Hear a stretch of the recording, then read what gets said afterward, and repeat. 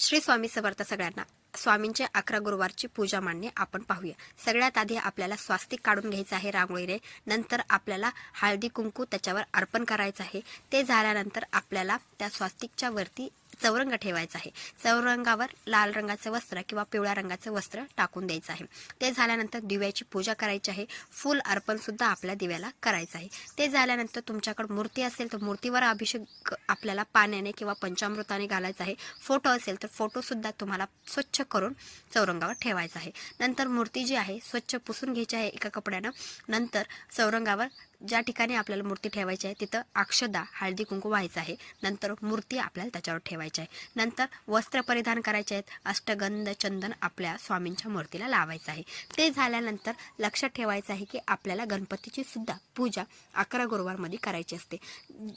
आपल्याला एक सुपारी घ्यायची आहे. त्याच्यावर ओम गण गणपती नमः असं म्हणत ती सुपारी चा अभिषेक घालायचा आहे.